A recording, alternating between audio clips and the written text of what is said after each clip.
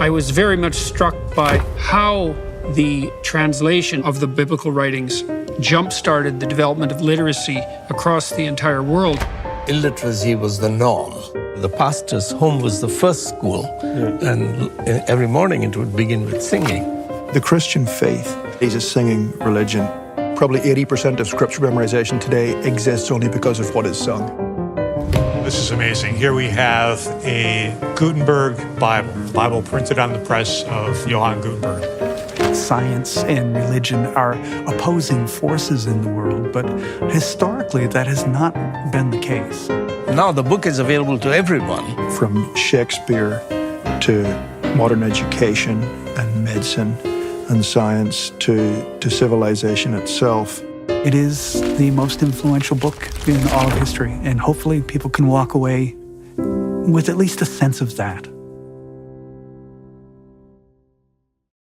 If democratically people want to address this issue, that is their right. But secondly, you must do so on an informed basis. And you must look for high quality policy, and you won't get that without a good debate.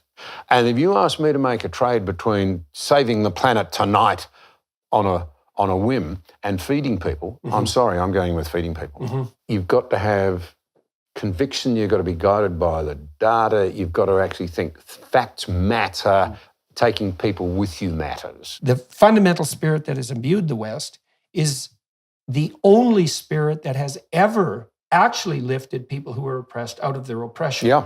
And so what that means is this, I believe that too. The radical critique that's been aimed at Western culture in the name of freedom for oppression is actually attacking the very spirit that has lifted people out of oppression to the degree that that's been the case. If there's no intrinsic worth that's divine in some sense, so sacred, then why can't I just do with you what I want if I have the power? But I don't see how you can make a moral case that if I can do it, I shouldn't.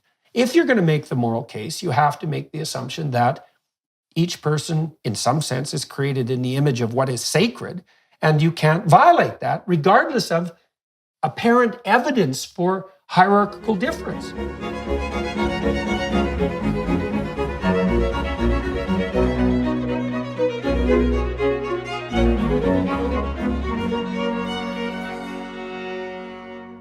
Hello, everyone. I'm just concluding my tour in New Zealand and Australia with a wrap-up discussion with Mr. John Anderson.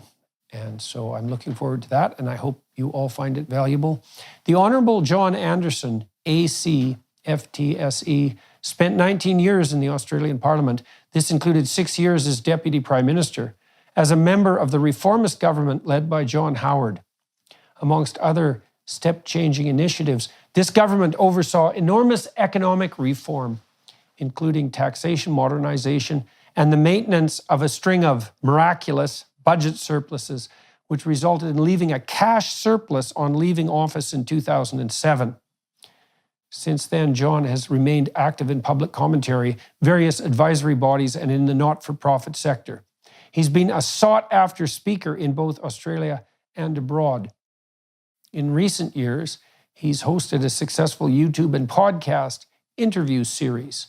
I've been on that a couple of times, the preeminent one of its kind in Australia. He was made a Companion of the Order of Australia in 2022, the nation's highest civic honour for his various services to the community. On leaving politics, Anderson, known for his character and Christian faith, was saluted by figures on both sides with praise. The then Prime Minister John Howard said, "I've not met a person with greater integrity in public life." I'm looking very much forward to talking to John for YouTube today, and then also following that up, as I frequently do, with an additional half an hour on the Daily Wire Plus platform, walking through his bio. And thanks to the Daily Wire types for facilitating these conversations. And welcome to all of you who are watching and listening. So, Mr. Anderson, I thought we could start talking by discussing something that you accomplished along with other members of your government several years ago. You managed to run a sequence of balanced budgets and to also pay down a substantial part or all of Australia's debt in a relatively short period of time.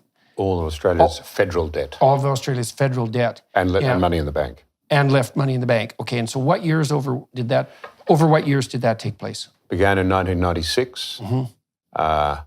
And the Future Fund, with surpluses and revenue sales from a couple of assets, would then put aside as a wealth fund, if you like, for the future. From memory, about 2006, 2007, just in time for the Great Financial Crisis. So Australia went into the Great Financial Crisis with no debt, money in the bank at a federal government level. Okay, so why don't we delve a little bit into exactly what that means? Because there's a bunch of mysteries there. The first mystery is, I suppose, why that hadn't happened before.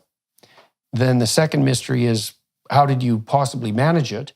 And the third mystery is, given that it was possible and that you demonstrated it was possible, why did that stop happening? And why did more countries around the world also not do the same thing?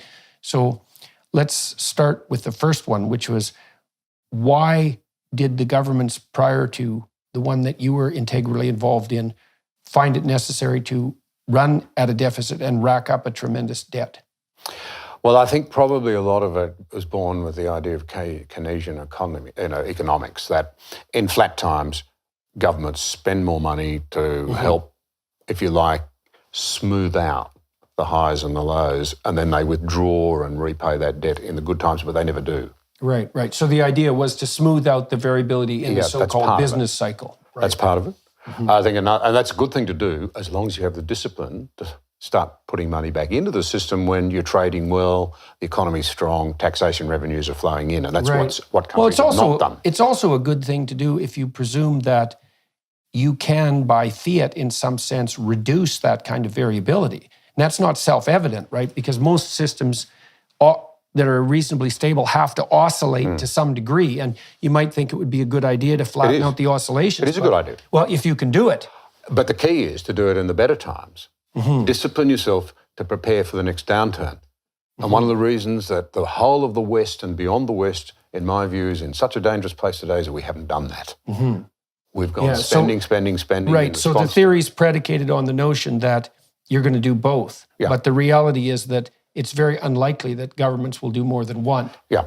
Right. And so why had they not done it in Australia? To be fair, there had been, the previous government deserves some credit. They'd done a lot of good things. They'd floated the dollar, they'd started on making the place more productive, better industrial relations, et cetera, et cetera, et cetera. But they had left a rapidly building set of deficits and a ballooning debt. By today's standards, I've got to tell you, compared to the sort of money that is owed as a percentage of GDP around the world, China being horrendous, Britain, America, France. We saw Greece, they got to 175% debt to GDP ratio, and we saw what that looked like, a first world country where kids went to school hungry, literally, because their parents couldn't put food in the refrigerator and there was no longer a government program to put it there. These things can happen. Italy went very, very close to the same. We should clarify for everybody that's watching and listening the distinction between deficit and debt. And so a deficit is overspending generally calculated on a yearly level. Yeah, that's right. And then the debt is the cumulative consequence of the deficits. And so to attack the deficit, then each year the government doesn't spend more than it brings in. And to pay off the debt means that the cumulative consequences of the deficit are also eradicated. And so the government you were involved with demonstrated that this was possible. And so what exactly, how did you do that? I'm very interested in the mechanics. So how did you analyze what needed to be reduced, let's say, or what revenues needed to be increased? How did you prioritize the spending? And how did you bring that economic overspending under control without simultaneously dooming yourself to substantive, let's say, unpopularity? Well, there was plenty of that. But let me just backtrack a little bit, and I should pay some credit here. When we first met together, the first formal meeting as a new government, having been sworn in only a few days, about a week after winning the election in 1996, March 1996, we met for the first time. And the Prime Minister, who was a man of conviction, you got to start with conviction. You got to think these things matter. You're there to make a difference. You're not there just to satiate the latest political fad and to smooth over people's feelings. you've got to actually believe in something. And he said, we need to recognise this is intergenerationally unfair. And we need to start to do something about winding back these deficits. And then after that came the issue of, well, here's the opportunity not just to pay down the debt, but maybe to get rid of it altogether. Mm-hmm. And then we should say the treasurer of the day, Peter Costello, was very single-minded, ably backed by a finance minister who'd been a state premier, John Fay. Then we had the health minister, we had the junior treasurer and me. And I, in theory, was asked by the Prime Minister to help with the economic portfolios because I had agriculture and mining in my brief. So conviction, believing in something was important. In today's world, we sometimes lose sight of the Judeo-Christian beliefs that built our society. This is why it is so important to study Scripture and develop a dedicated prayer life. There's no better way to do that than with Hallow. Hallow is the #1 Christian prayer app in the US and the #1 Catholic app in the world. It's filled with studies, meditations, and reflections, including the #1 Christian podcast, The Bible in a Year. Download Hallow today and try their Advent Pray 25 challenge, a 25-day journey through Bible stories from both the Old and New Testament leading up to the birth of Jesus.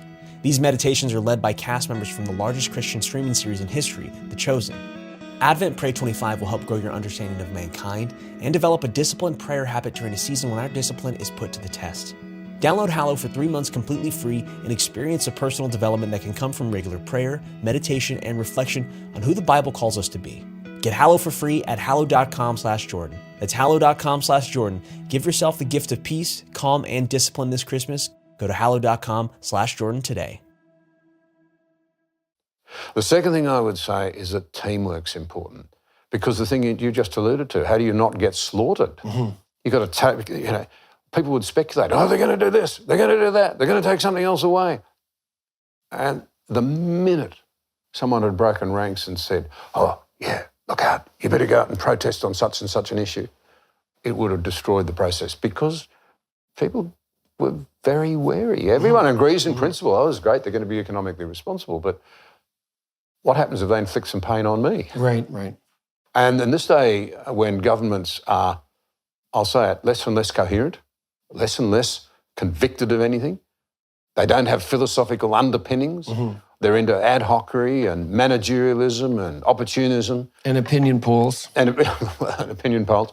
And then you combine those with, a strong sense of activism, a reluctance in the day of identity politics to identify the national interest as opposed to sectoral interests, and the explosive cocktail becomes then with social media, you can mount a campaign against almost any government program. So here's the staggering thing. I mean, we did that side of it. Then we did a major tax reform. Neither were popular, but we got away with it. There have been no major reforms in this country, to my way of thinking, that have involved great difficulty and great persuasion for over 20 years. So why not, so let's play devil's advocate. Why not run a deficit and burden the future with today's debt if you can thereby generate more revenue to help people who are in trouble? What's the downside to that? Well, it's a very good question, and it really needs to be split into two. Some government expenditures can be reasonably described as investing in the future and valuable for our children and our grandchildren. The obvious ones would be high-quality education, research, and we know that even if it's debt-financed, very high-quality infrastructure, including communications and so forth, can help build wealth. But many other forms of government expenditure, in fact, most of them, are entitlement driven. And if you let them get out of hand, so you legislate that if something unfortunate happens to you, it might be a very desirable and compassionate thing to do, but you're entitled to X, Y, and Z benefits. And then you get mission creep and more people are led into the net and you're spending more and more on an entitlement basis, locked into the law of the land, can only be undone by the Parliament. And the Parliament won't play ball because the opposition's got the numbers in the other house or whatever, then you can get into a spiral that's really difficult. And you combine that now with the information age and social media and a lack of willingness to clearly focus on the national interest. And it's really hard. I don't make light at all of the fact that modern governments, even though I can be critical of their lack of philosophical underpinnings, don't do much about it in one way because we electors We are in danger, Jordan. I'm sorry to say this, but I'll give you my view. In the West, we are in danger of turning our countries into places that can't be properly governed. I know that's a tough thing to say. Well, And I'm not saying we're there, but I'm saying I think we're close. We could also point out, I suppose, that the evidence that relatively unconstrained government spending produces inflation seems to be incontrovertible. And then we might want to discuss exactly what inflation does to people. So inflation makes each unit of currency purchase less units of value. Too much money chasing too few goods is Exactly, usual. exactly. And then you might say, well, who does that punish? Yeah. And the answer is, well, inflation punishes people who've been wise enough to forestall gratification. Yeah. Right? So if you're somebody who has been sensible and taken the medium to long-term into account, and you've saved money, so accrued wealth, let's say, and the sort of wealth that enables you to have a house and air conditioning and some opportunities for your kids, we would generally regard that as a social good, right? Because we hope that people who are not profligate and impulsive and who put a little aside for the future, for future contingencies, so that they can take care of themselves and others, those people should be valued.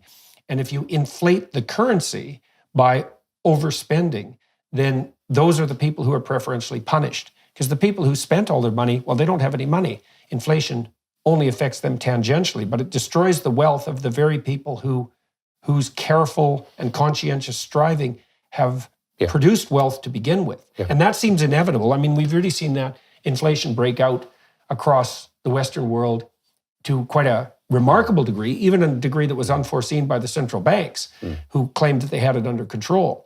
I don't know what inflation is running out in Australia, but I know in Canada, I think on the food front, it's about 8% right now. And on the energy front in Europe, it's far higher than that. That's not all because of government overspending, but it's certainly contributing to that. So inflation punishes exactly the people who should be being rewarded by taking a medium to long-term view. And it differentially benefits people who were impulsive and profligate in their spending. And so that seems like bad social policy as far as I can tell. So I agree with all of what you've said, but I think it's really important to understand that it's actually, we've done something worse than that.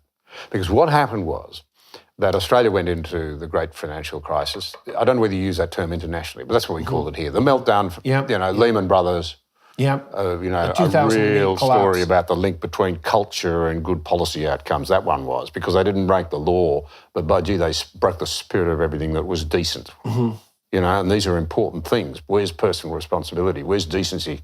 Where's doing the right thing in banking more important than making an instant bob? But leave that aside. Most countries actually were starting to worry about their debt to GDP ratios in the build-up to the great financial crisis. They were starting to try to do something about it. Take a line through it was around 35, 45, 50% in a lot of Western countries. And they were saying, this is getting, need to wind it back, prepare for a rainy day. These are good times. They were the right to do so. Then the Lehman Brothers, unsound money everywhere, exposed all over the place. At one stage, the system nearly collapsed at one stage. So governments did extraordinary things. The government of America bought General Motors and Chrysler from memory. I don't think they bought Ford. Governments everywhere bailed banks out. insurance companies. All that debt went onto the public sector balance sheet. Private citizens suddenly owned General Motors. They call that privatizing profit and socializing risk. Yeah, well, I'm an Australian farmer. We sometimes get accused of wanting to do that here, but I would push back against the charge that all farmers are guilty of it. But that's right. However, what then followed was that governments looking at this mountain of debt say, what do we do now? Because the discipline, you asked, let's come back to how we did it, of tough decisions. There was no stomach for it. Matthew Paris wrote, at the time, face it, we're broke. We've overdone it. We're all going to have to live much lower living standards because none of us have got the stomach, to do the hard work to wind back this debt that's going to be so bad for our kids. We're just going to have to. But what governments did then is they looked for inflation, because inflation devalues money and makes the debt smaller. And they looked for it and they pumped money into everything. We had very low interest rates for an incredible period of time. We pursued endlessly quantitative easing, which is basically printing money in a fancy way. It's always ended in tears. Think Weimar Germany. And people kept saying, where's the inflation? We want the inflation to devalue the government debts to get it under control so that we don't have to cripple people with taxation. But the inflation was there. It was in asset prices. Right. in Housing equity. prices. And Who did that hurt? Where's the social impact of that? It's in housing prices, especially for young people in this country. It really, really worries me. When I left school, I'm a bit older than you, Jordan. I mightn't look it, but I am. And when I left school in the mid-70s, an average Australian house cost 4 times average annual earnings. Today it's 11 times, and in Sydney and Melbourne it's more like 13 times. Now that impacts a lot of things. Social cohesion, I would argue it impacts. Perhaps more seriously and related is family formation. In a time when 92 countries in the world have collapsing populations, and we haven't realised how difficult that's going to be to handle. So I think it's a very dangerous story all round. And again, I say to you, I actually have a lot of sympathy for modern politicians. I could say to them, you've lost your philosophical heart. Where are the great strands of thinking through which you used to look through to see, will this policy advance or take backwards my dream of what the country ought to be? So I could be harsh at that level. But at the other level, I'd say, we've not been prepared to delay gratification, to make tough choices, to say, yeah, look, we want to elect a government that'll do some hard things for our kids' sake to get the whole show back on the road. And here in this country, we've had a minerals boom. We're back in debt. Our debt to GDP ratio now is creeping out over time. It will get out to around 40% on current projections. 40% is the level at which those European and American countries started to lose control at the time of the GFC. This stuff matters. And as interest rates rise, more and more taxpayers' money's just going into servicing the debt. So it's not buying hospitals or looking after schools or providing reparations to countries for climate change damage, all of those things. That's all going to be debt financed from now on. And who's going to pay that debt? Men, is it time to stop mindless scrolling? Time to finally gain that higher quality of life you know you're missing out on? If this sounds familiar, then on January 9th, join thousands of men all over the world to embark on a 90-day journey together in search of a better life. It's called Exodus 90, and it was built to help men enjoy the freedom of becoming who they were truly made to be. Exodus 90 guides you in removing the attachments that are holding you back from a better life. And it actually works. Independent research shows that Exodus 90 men report considerable shifts after the first 90 days, including stronger satisfaction rates in their marriages, more meaningful prayer lives, and dramatic decreases in time spent on their phones. For the past 7 years, Exodus has helped more than 60,000 men build a roadmap for living with virtue in a culture that offers far too many paths to self-destruction. Is it time for your Exodus? We start January 9th. Find resources to prepare for Exodus at exodus90.com/Jordan. That's exodus90.com/Jordan.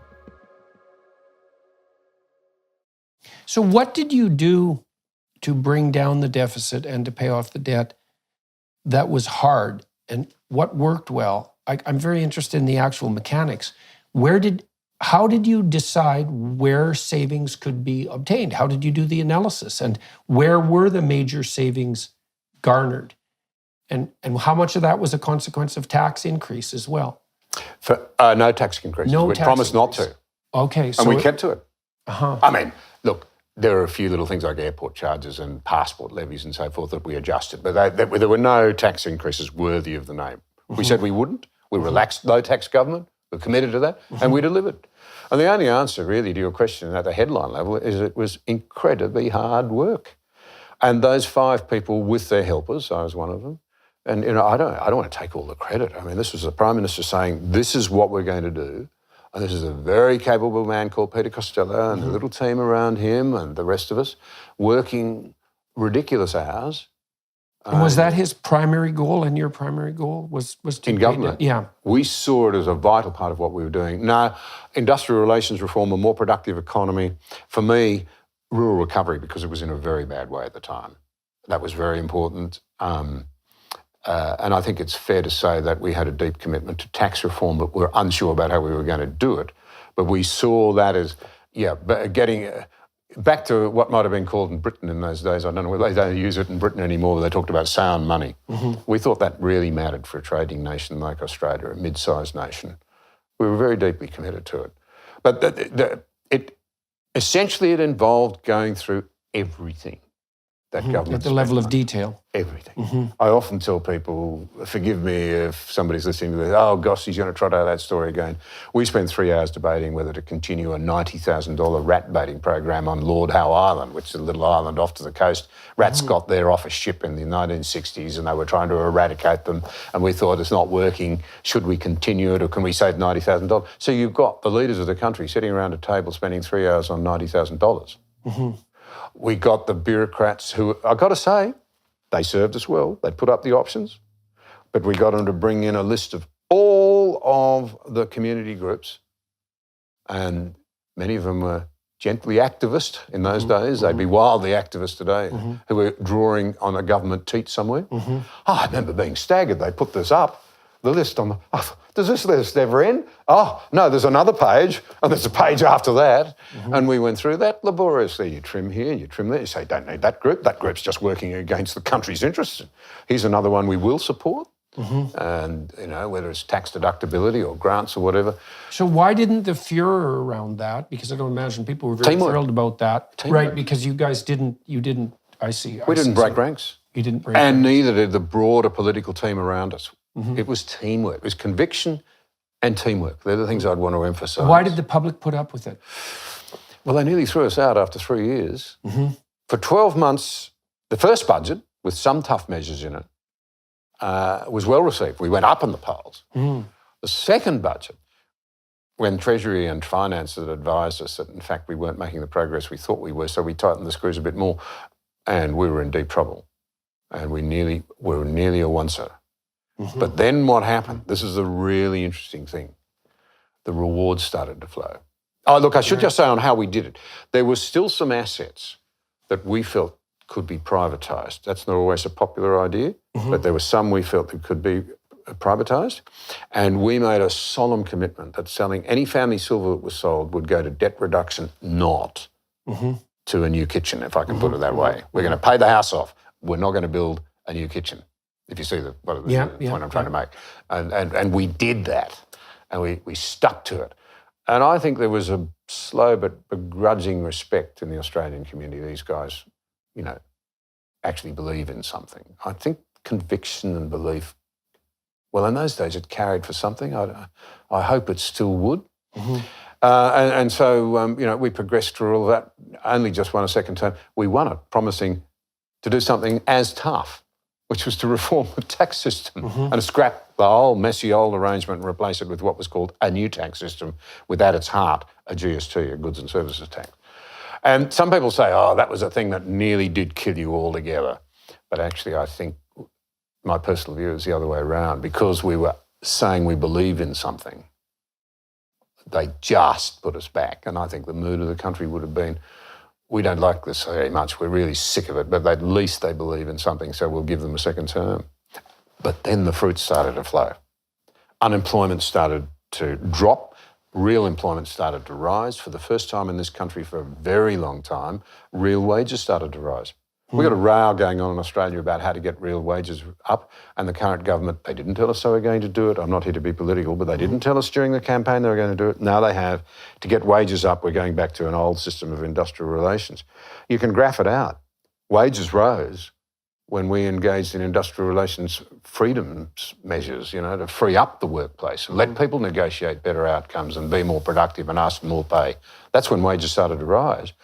And so by the time the next election came around, we had our sort of amazing results and everybody loved us and it was all turned around. So you got relatively rapid results. Yeah, In ways that people could actually detect and enjoy. Yeah.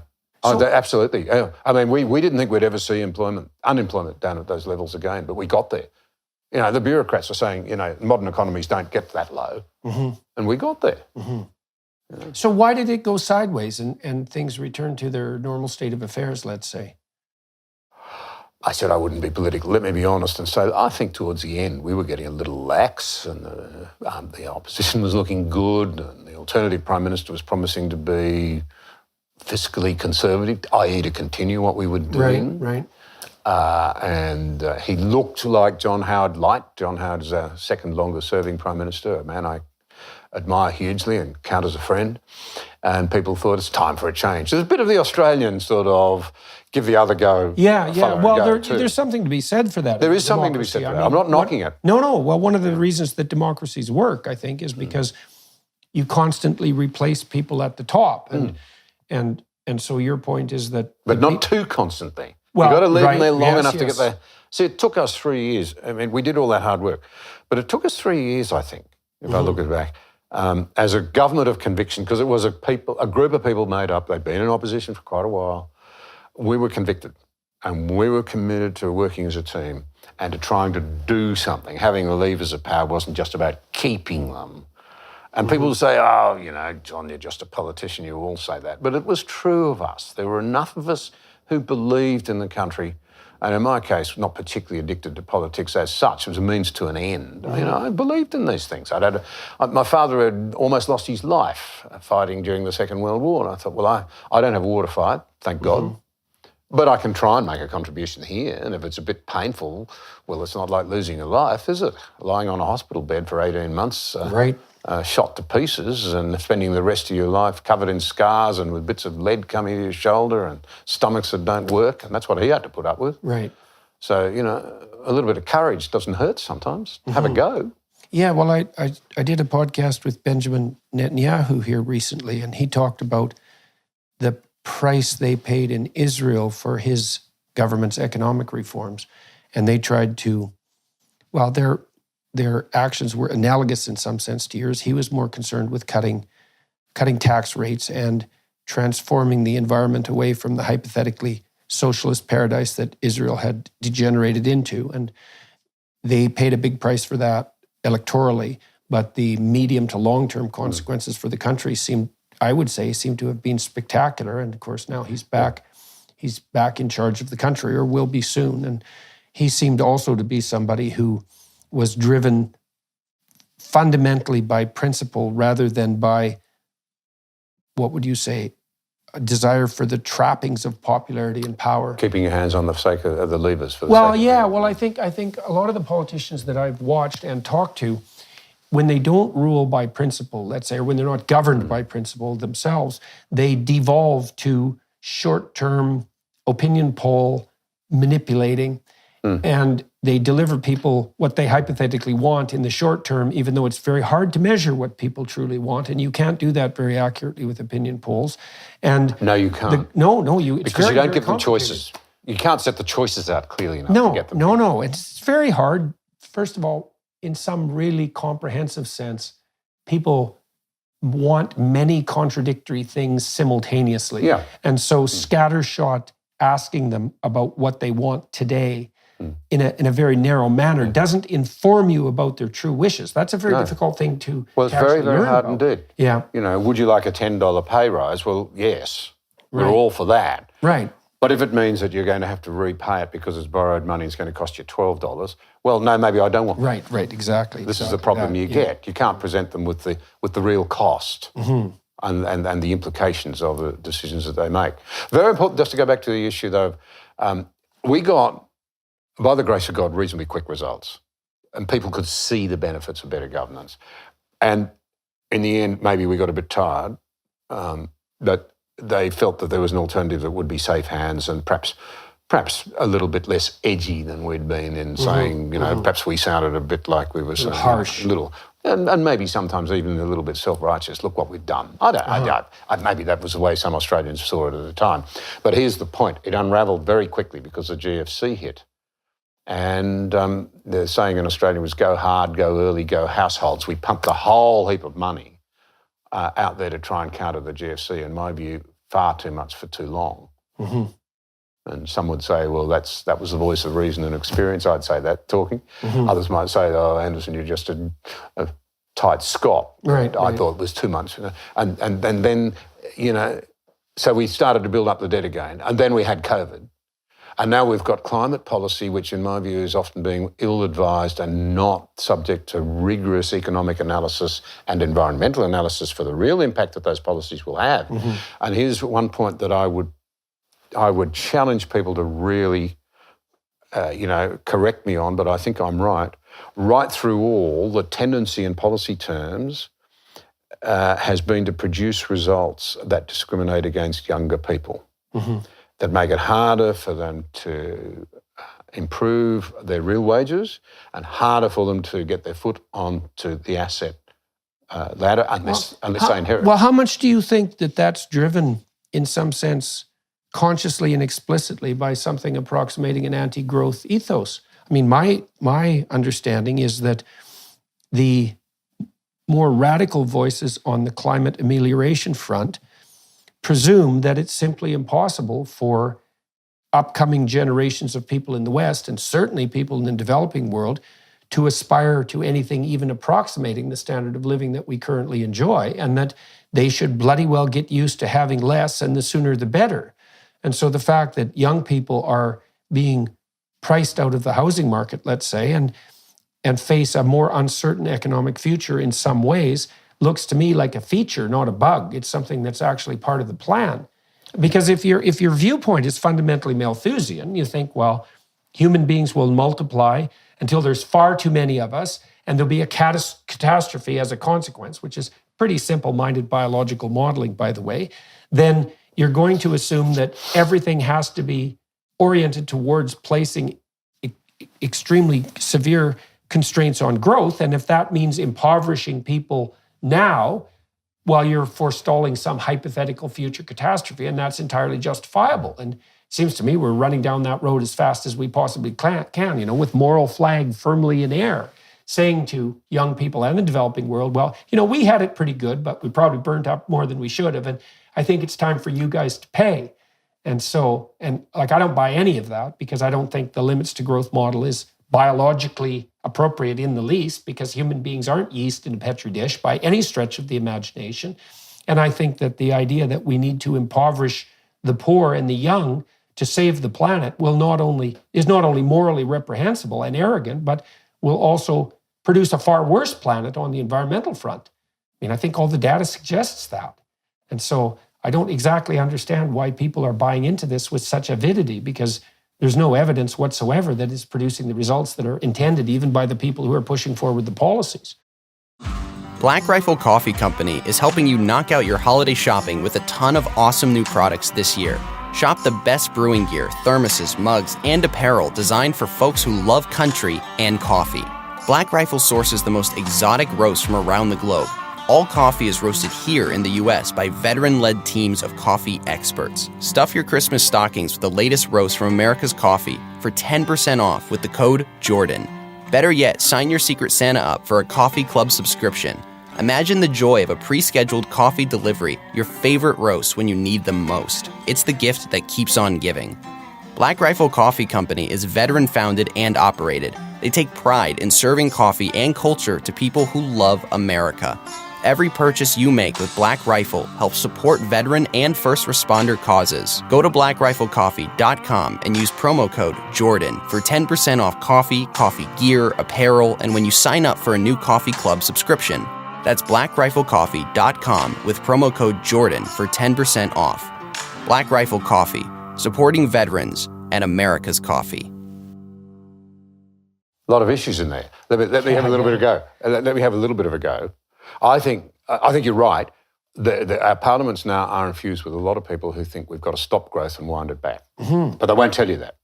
Mm-hmm. So I had a scientist say to me a couple of years ago, when I said, we've got to be really careful on climate change policy. If we frighten the living daylights out of our kids so they're all so depressed as we're told they are, because they think there's no future, rather than saying, well, here's a challenge, let's go out and try and solve it. Mm-hmm. We've solved other challenges, we can solve this one. Mm-hmm. They become very defeatist, and now we get stories all the time about young men having vasectomies because they didn't want to bring children into this terrible world. Mm-hmm. And the scientist said to me, it's because the governments are not taking effective control over climate, and that's what's depressing the children. So I went to Australia's, the bloke I respect most, a fellow called McCrindle in this country. He has a research outfit. And I asked him, I said, this anxiety amongst our young people, record numbers of kids expressing anxiety because of climate change. I think the world's going to end. He said, no, it's much more complicated than that. The kids are smart. They're working out that it's going to be really hard for them to get a job. They're working out that it's going to be really hard for them to afford a home. They're working out that that probably means they're going to have to live at home and not go and fly. They're working out that romance is very difficult. They're worried about climate. But there's a whole heap of things. So there you have it. So you couldn't possibly confess your policies were going to make it even harder for young people. So this is at the heart, in my view, of a lot of the problem we now have. I alluded to it briefly. Traditionally in Australia, we've had three broad philosophical political streams. Conservatism, nothing left to conserve, so they haven't got much to say. The classic Liberals believed in small government, in free enterprise, strong civil societies. Well, now they look to government for everything, it seems. And the Social Democrats, your sort of left of centre types, many of whom, look, they were pretty noble. Their objectives, at least, were noble. The last time I said this, That was particularly true of the union leader types and the people who were really working for the working class. Many of them were people who just wanted the weak and the oppressed and the marginalised to be recognised as members of the community, as part of the family Australia. That's noble. Might disagree with what they wanted to do. We used to have these arguments in the parliament. People had views and they assessed the issues of the day. They looked through the lens of the issue, to what they thought Australia should look like. But now there's a fourth, which is this inversion of our traditional belief system, so that now the problem is that Mother Earth is God, we're the enemy of Gaia, we're the ones who have offended, and we must atone by, maybe we've got to reduce our living standards, or at its extremes, you think Club of Rome in the 60s, we're all going to die, there's too many of us. If you really press some of them, it boils down to lifeboat ethics. We're sinking the planet. The lifeblood is going to go down. So we've got to... So anything is justified. We've got to jettison some. Yeah. Now, would you rather be the person, Jordan, who was jettisoned, drowned, or the person who made the decision that somebody else was going to? Yeah, well, that's right, precisely. Yeah, well... Here's just one little question I would make out of that. I do see some very, very, very, very privileged people who are climate change activists who don't seem to intend themselves to make any sacrifices. They're not going to go overboard. They think someone else should. And I'm really worried that the young and the less well-off in our society... Well, we already know who's going to go overboard because they're already starting to go overboard. I mean, what happens inevitably is that if the policies you're pursuing to save the planet, which by the way have been highly ineffective even by the metrics of the people who are attempting such things, the consequence of your policies is to radically increase the price and decrease the reliability of energy provision, then what you do is you tip the hundreds of millions of people who are already living at a near subsistence level, maybe have just started to clamber somewhat above that, you tip all of them back into insufficient subsistence living. And so you definitely, by making energy more expensive, there's absolutely 100% no doubt that the primary effect is the further impoverishment of the already poor. And so they're going to be the sacrificial victims on this front. And that would be true in part in the West because the poorest Western people will definitely pay the biggest price for higher energy costs.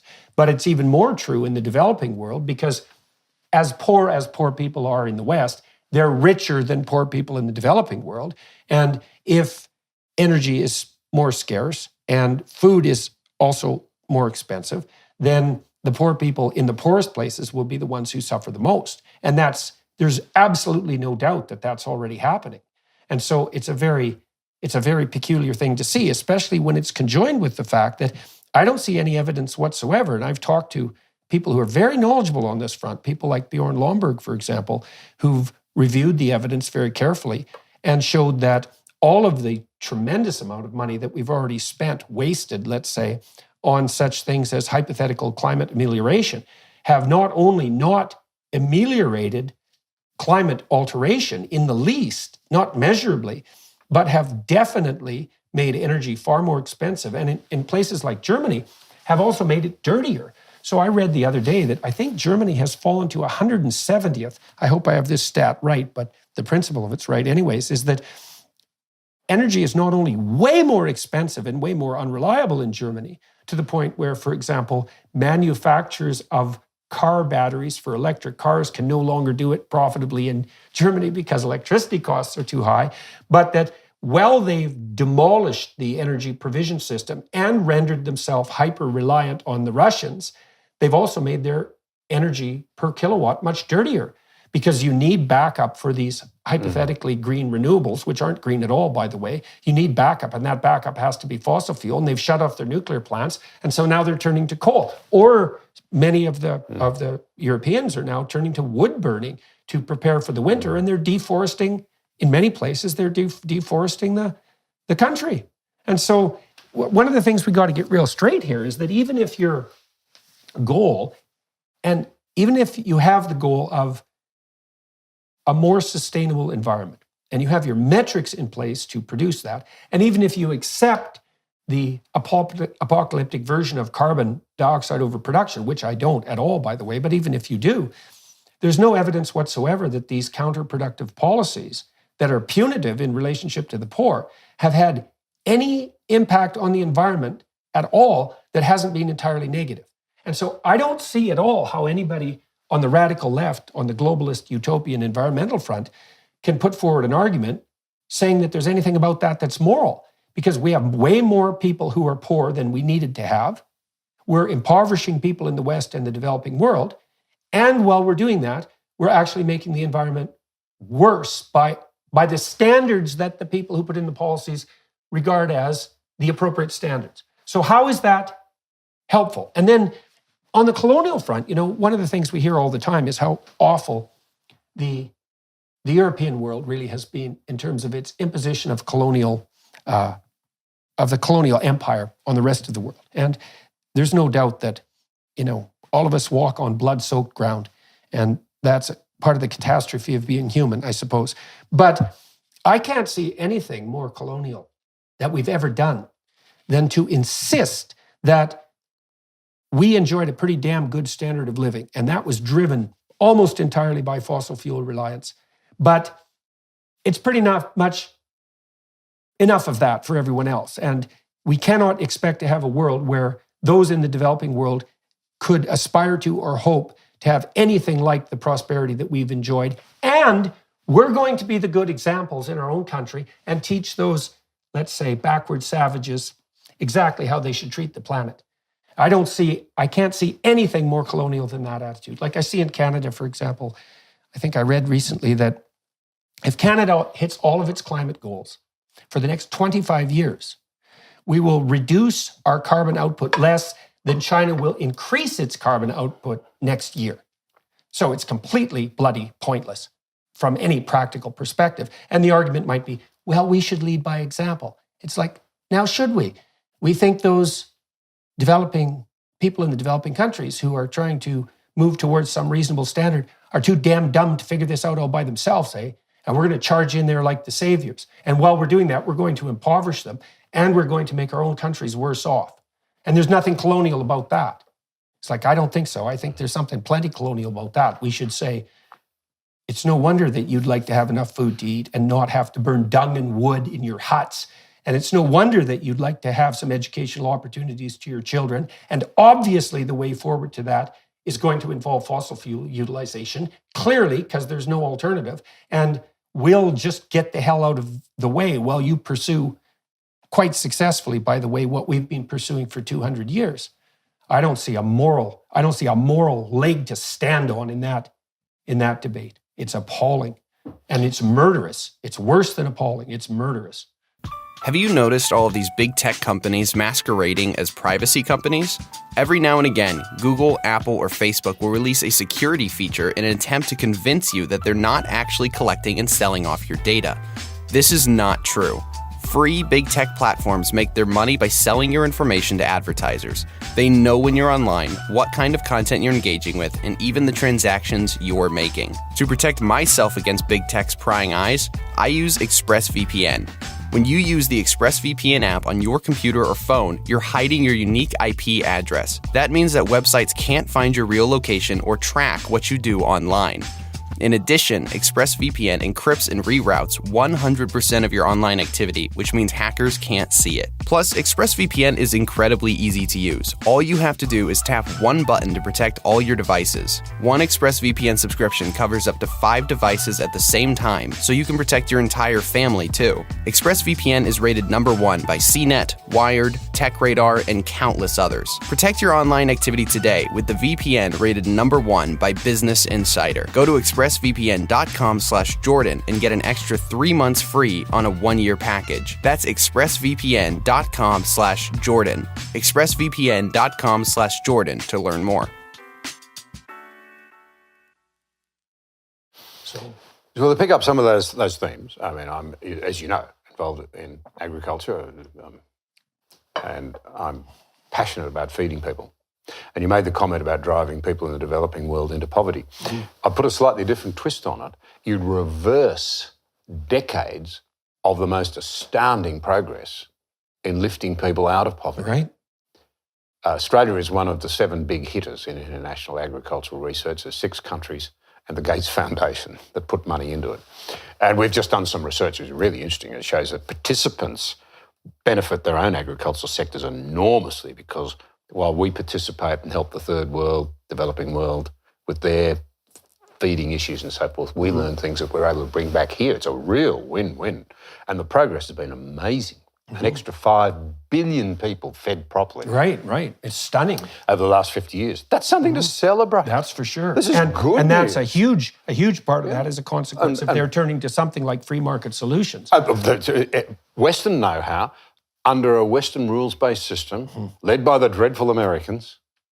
I mean, pity help us if the Americans are not oversight. Are you worried about climate change and environmentalism? The 2 greatest threats are to return big slabs of the world's population to grinding poverty so that they're not able to afford the luxury of wondering about how the environment might be faring because they can't feed their kids. And the other will be the breaking of the rules-based system that the Allies basically put in place in 1945. And people will laugh at me for saying that, but it's true. And every Western country is worried about supply chain security after COVID. Well, that was globalisation, and it was the Americans making certain that the trade routes were kept open. Now, all right, we've got to retreat a little bit, but the answer is not to go back to some system where we break that rules-based system. And the reason is very simple. The autocrats of this world don't give a damn about environmentalism. It rates a very distant priority behind their own power. We know that. You can see that in Beijing today. What matters to them is power. So if you're worried about environmentalism, don't starve people and don't break the Western liberal rules-based system that we've imposed and policed, and we, beat the Soviets and all of those sorts of things, and now we're putting it at risk. The limits to growth model too has a certain type of deep pathology associated with it that needs to be brought to the surface too, because one hypothesis is, the planet has a limited carrying capacity and it's a zero-sum game, and we're Malthusian, rats and overpopulating the place, and that what we need to do in consequence is limit growth and perhaps move towards a much less populated planet. That last one is a very frightening proposition because, as you said, life-based ethics. Well, who gets to go? That's the real question, and exactly how. And who are the monsters who make the decision? Well, exactly that. But I also think that model, it's certainly not the only model that you can derive from the data, let's say, because one of the things I learned when I was deeply investigating the relationship between economic growth and long-term environmental viability, let's say, sustainability, something like that, was that, strangely enough, and perhaps not so, if you can lift people out of absolute poverty and get them up to something approximating $5,000 a year in terms of average, say, contribution to GDP, then they stop adopting a short-term view and they start to adopt a long-term view. because they have the luxury of being able to think beyond the moment. And I suppose partly why we want security, which is what wealth can offer, at least to some degree, is so that we're not bound by the absolute emergencies of the moment. Absolutely. And we can stretch our minds across a longer span of Couldn't time. agree with you more. Well, and so if you make It'll impact on family formation as well. Right. Well, one of the things you see is that as soon as you educate women, that family size tends to fall. And Don't accuse the women of being dumb. I hate the way we do that. Women in the developing world are not stupid. Well, how can we be so patronising? If you get them to a point where they think their children are going to survive and they're going to get an education, and what have you, they will do what everybody else has done and control the size of their families. Actually, they might overshoot because of what's being missed. Yeah. 92 countries in the world today have declining populations. 92, there's only 180 countries in the world. Half of them are in decline. Some demographers believe China might go from 1.4 billion to 500 or 600 million by the end of this century. Right. One-child policy, they're not having children, surfeit of boys, not enough girls. That's a horror story in itself. Yeah. And you're going to have massive loneliness and a terrible burden on young people trying to support the old people. So you're going to overshoot. And the possibility of a collapsing economy. But the real point here is your point. It's a really relevant one. Lift those people out of poverty. Give them a perspective where they can make wise decisions and what have you. And that issue of global... then we could talk... It's only the Middle East and Africa, Nigeria, countries like that look like they're going to keep building populations for the next few decades. Other parts of the world, it's stabilised or coming down. Well, we could talk about... We've got a high immigration policy here because the government's worried about our low birth rate in Australia. Well, we could also talk about perhaps what some of the preconditions for that wealth generation are. So first of all, we could point out that if you get people up to about $5,000 per year in terms of their ability to generate income, then they start to be concerned about the environment. But the environmental concerns start to be expressed in a way that's, I would say, truly sustainable, because you could imagine that we could take a top-down approach to environmental planning, but top-down solutions have the problem of, first of all, being unitary, and second of all, so they can go catastrophically wrong if they're wrong. They're also difficult to impose. But if you make enough people, if you free enough people from absolute poverty, they start to be concerned about environmental maintenance locally. And so what you get is a distributed attempt across the world of people to improve the quality of their local environment. So that's maybe hundreds of millions of people that have a longer-term viewpoint instead of a few centralist utopians trying to govern the whole planet. And that's a much more stable solution. So we should be doing everything we can to lift the world's absolute poor out of their absolute poverty. And we do that, so then we can say, well, how do we do that? And one of the ways we do that is by moving towards the provision of free and ample energy. That's a crucial issue. That's how we fed 5 billion extra people over the last 45 years. And so that means we have to give some serious consideration to intelligent use of fossil fuels, which we're doing anyways, except badly and stupidly. Can I say as a farmer, we're using too many. We are. We're hopelessly addicted to fossil fuels. And there are many downsides and precautionary principles. We should pursue technologies and so forth that lower our reliance, that help us absorb more carbon. That's a good thing for farms in our soils. I wouldn't want to be misunderstood as saying we should stop technology or what have you, but here's the rub. It's the point that you're making. If we're going to pursue policies which drive people back into poverty, we will defeat ourselves unbelievably, and no one's paying enough attention to it. We lift them out of poverty with available and affordable energy, and if we break that, we will drive them back into it. It's your point. Yes, and we will destroy the planet while we're doing it. That's the other aspect. Yeah, we won't save the planet. That's right. That's because of badly designed policies driven by, I hate to say this, by the fact we've become so emotive. So I'm staggered to discover that if you go out and do a poll in Australia, it's been done, and ask Australians, what is our contribution to global emissions? 50% of people say it's somewhere between 10 and 20%. It's 1%. And so here's the rub. I'm a farmer, okay? Well, I work on a farm now. My son and daughter-in-law, as you know, run the business, and they do a terrific job, and they are looking for ways everywhere to be better environmental stewards and to absorb more carbon, pull it out of the air. Good. We happen to meet on that one. That's good. That's a good thing to do. And farmers cycle and recycle carbon. So you've only got to absorb a little bit more, and if people are worried about carbon in the air, there's part of the solution. But here is the point, that we've got to do this in ways which continues the upward march in lifting people out of deprivation and poverty. The improvement, we don't realise how well we've done, not just in lifting people out of poverty by improving their nutrition.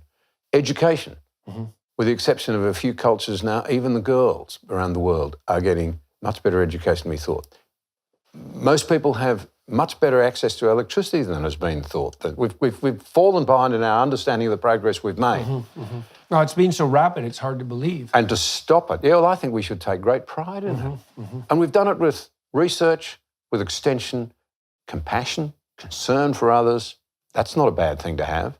Well, Instead we've of also hating done people. it. We've also done it. I would And say, free market. Well, that's okay. So we can turn to that. So not only, so we know that we've made tremendous progress on the economic front, especially since the fall of the Soviet Union, and it's partly the because last 10 years, here's a little factoid, I'm told, and by people I believe, I meet a lot of people in this area, the world's farmers have produced enough food in each of the last 10 years for 10 billion people. That's well in excess of global population. And I don't think we're straining our ecosystems to do it, to be honest. Using more fertiliser perhaps than I would like, and that's a story in itself. But of course, that's made out of gas. It's one of the great emitters, and all of that things that people are worried about. But Germany is a country where a lot of gas is used to make ammonia. Half the world's grain production depends on the artificial fertilisers that are made out of it. on fossil fuel. And BASF, as I understand it, in Germany, one of the biggest producers in the Western world, is moving their operations to China. And we talk supply chain security. Yep. It's going to move. I think that as a farmer, that I'll be blunt about it, I'm worried about that. Yeah. I'm worried about that. And anyway, we have made this solid progress that we're in danger of reversing because we don't know what we're doing. And here's the other point I wanted to make, as a farmer. One thing I know is that it doesn't matter what we do in Australia. Our chief scientist, no less, confirmed this in Senate hearings only a little while ago, when we talk about floods and fires and damage to the reef. It doesn't matter what Australia does. So as a farmer, whatever is going to happen globally is not going to be influenced by Australia. I have to prepare, my family have to prepare to farm in whatever circumstances come. What's the point? At a practical level, for politicians to say, we're doing the things that will save you the next flood or the next fire or whatever in this country is just dishonest. It's not going to make any difference. We know that. There's no evidence that any of the things we've done so far have made any difference. But even if the whole globe did it, maybe we don't know what the outcome would be. It doesn't matter what Australia does. One of the things that, with regards to carbon dioxide output, one of the things that people are listening and watching might want to think about is, I've been attacked many times for being a climate change denier, let's say, and I don't really care for that accusation one way or another. But one of the things I know recently from my investigations is that one of the consequences of carbon dioxide overproduction over the last 15 years, because carbon dioxide levels have been going up, and some of that seems to be a consequence of anthropogenic activity, human industrial activity, let's say, is that paradoxically, and contrary to all predictions on the environmentalist side, the planet is now 15% greener than it was in the year 2000. And 15% that's a tremendous amount. It's an area that's larger than the United States. And it isn't obvious to me that that's a bad thing. And it's more than that. The most remarkable greening has occurred in semi-arid areas. And so the deserts are supposed to expand as the globe warmed or the climate changed, because that was a fait accompli in terms of terminological transformation. And what's happened instead is that plants have invaded the semi-arid areas to a large degree. And the reason for that is because plants have to breathe through pores. And if they open their pores to get more carbon dioxide, because carbon dioxide levels are relatively low, let's say, they let water evaporate out of these pores. If there's more carbon dioxide, they can close their pores. And then it turns out that they can grow where it's drier. And that's driven not only an expansion of greening everywhere there already were plants, but the proliferation of plants into areas that couldn't support them before. And so it's very hard for me to look at that, because that's a huge change, 15%, and not think, well, maybe more plants is a good thing. But there's an additional feature that's going along with that also has to be contended with. And I don't see people on the environmental front grappling with these issues in any manner that strikes me as credible. Not only has the total biomass of plants increased tremendously, 15%, but crop yields have gone up, because it turns out that carbon dioxide is a pretty damn good fertilizer. So instead of having less food because of climate change forced by carbon dioxide, we actually have more food, and we have more food with less fertilizer. And so I think you could make a case, and I know this is utterly heretical, and it might not even be true, that carbon dioxide output's a net good. And I also know, for example, that we have somewhere between 300 and 400 parts per million of carbon dioxide in the atmosphere right now. And that's actually it's actually low by historical standards, quite low. And plants really have a hard time even living at 150. So that's the cutoff for plants to breathe. And so a carbon dioxide intensive world is actually a lot more friendly to plants. Now, you could say, well, we're still risking catastrophe by changing the biosphere that rapidly, because a 15% increase in plant coverage is nothing trivial. And there may be elements of that are destabilizing in some ways I don't understand. But the prediction that we were going to produce an expansion of desert, for example, and a denuding of a transformation of semi-arid areas into desert, that all seems to be like completely wrong. That did not happen. The opposite happened. And so I don't know what to make of that fact, because as far as I can tell, that fact is incontrovertibly true. And so I don't see that there's a leg for the apocalyptic environmentalists to stand on, especially given that their policies have been counterproductive and they're driving people into poverty. So, different question. Now, for what it's worth, just a brief encapsulation. Yeah. I think I'd make a few comments. I'm not a scientist. I would only say I don't think the science is ever settled. I don't buy that line, because science always moves. It should always be questioning for more knowledge, more information. But so I will assume that the science broadly tells us that things are changing, and a 15% increase is extraordinary rapid change in itself. Yeah. So I expect volatility. But there's a couple of really important points to make out of this. If democratically people want to address this issue, that is their right. But secondly, you must do so on an informed basis. And you must look for high quality policy, and you won't get that without a good debate. So we've been talking about some of the things here that really matter. There's a trade-off to be made if you go too far with these things. And if you ask me to make a trade between saving the planet tonight on a whim and feeding people, I'm sorry, I'm going with feeding people. Mm-hmm. Well, morally, educating them too. That's a moral choice, you know, and I'm going with feeding people. If you were to say to me, do I think we should be looking for new technologies for reducing agriculture's reliance on fossil fuels and artificial fertilisers? As it happens, yes, I do. But I don't think we ought to be doing it in a way that sacrifices production and feeding people. That's what I'm saying. And so it comes back, we were talking earlier about budget deficits and what have you.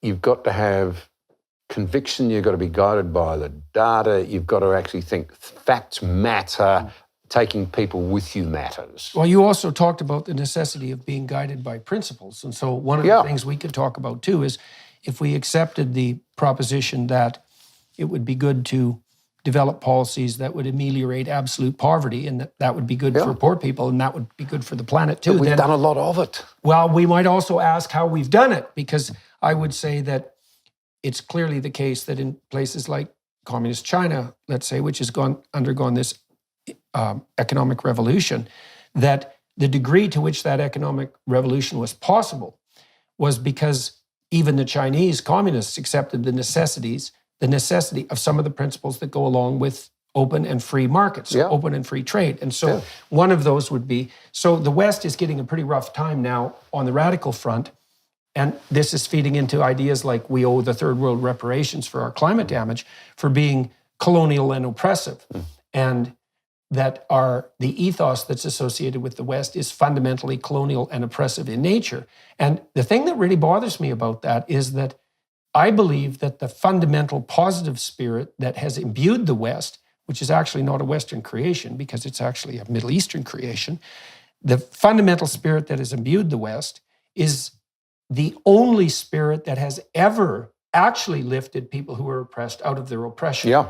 And so what that means is this, I believe that too. the radical critique that's been aimed at Western culture in the name of freedom for oppression is actually attacking the very spirit that has lifted people out of oppression to the degree that that's been the case. I'm sure you're right. Well, we could start with, so what are the bedrock assumptions of Western culture that make such things as free trade possible, assuming that that generates a sort of generous wealth, which seems to be the case. And one of them is that there's an idea, and the West hasn't been, what would you say, without sin in applying this idea, that every single person is a locus of implicit divine worth, regardless of their particularities. It's a very weird proposition, right? Because we differ so much in our obviously admirable attributes. Some of us are more intelligent, more attractive, more powerful, have more physical prowess, are more ethical, are more hardworking. Like there's endless dimensions on which you can rank order human beings. But there's this strange proposition that emerged essentially in the Middle East that despite all that surface variability and that hierarchical rank ordering, every single person, man and woman alike, regardless of race or creed or color, has to be treated as a locus of divine worth. And I don't think that you can even make a credible argument against slavery on moral grounds without accepting that as an axiomatic presumption. And so then I think, well, if that's the case, because look, if there's no intrinsic worth that's divine in some sense, so sacred, then why can't I just do with you what I want if I have the power? Like, why is that wrong exactly? Like, it might be inconvenient for you, and you are no doubt going to be motivated to rebel, maybe, if you don't want to succumb, but perhaps you'd be motivated to rebel. But I don't see how you can make a moral case that if I can do it, I shouldn't. If you're going to make the moral case, you have to make the assumption that each person, in some sense, is created in the image of what is sacred, and you can't violate that, regardless of apparent evidence for hierarchical difference. And so it's that spirit, as far as I can tell. We were talking about William Wilberforce just before the podcast started, and the British attempt to abolish slavery, which is the real miracle, right? Yeah. Not that they were ever involved in slavery, because that was true everywhere for all time. Every empire, including black empires. Right. Well, and it was part of the alternative hypothesis that something like might meant moral virtue, and might inspired moral virtue meant right. Yep. And that was the ethos that governed everyone, everywhere, until this strange idea emerged that regardless of appearance, somehow each person was characterized by intrinsic inviolable worth. And so then you see the radicals go after that in the name of the poor and oppressed. And I think, wait a minute, guys, like you're failing to understand something here, which is that the spirit that emerged to push back against slavery is the central spirit of the very system that you're trying to demolish. And so how in the world is that going to work out for the people you purport to stand for practically? I mean, it's definitely the case that the distribution of the biblical corpus throughout Europe, to begin with, was part and parcel of the process that indicated to the oppressed peasantry of Europe that there was something fundamentally wrong with serfdom, for example, that it was a violation of something like a divine order. And that all happened in large consequence because of the Gutenberg Bible and the distribution of the biblical corpus far and wide, which also helped people become literate and to also start to understand that no one had the right to oppress them. We can go into that issue of like inviolable individual worth, but I don't see how that idea can be challenged on historical grounds, because as far as I can tell, that's what happened. It's those ideas, strange ideas that led to the abolition of slavery. We could talk about Britain. You know a fair bit about Wilberforce. Why don't we talk a little bit about what he did? because it's quite the bloody miracle. We will be right back with our conversation with John Anderson. First, we wanted to give you a sneak peek at Jordan's new series, Exodus.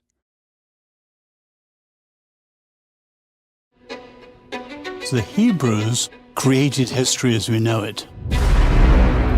You don't get away with anything. And so you might think you can bend the fabric of reality and that you can treat people instrumentally and that you can bow to the tyrant and violate your conscience without cost. You will pay the piper. It's going to call you out of that slavery into freedom, even if that pulls you into the desert.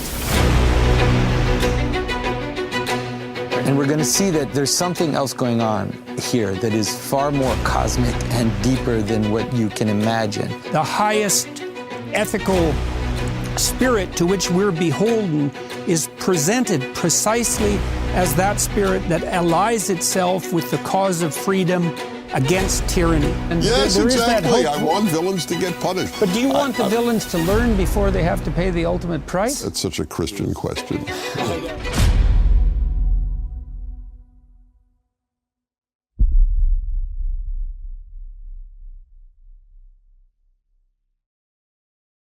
Well, I thank you for asking. It does.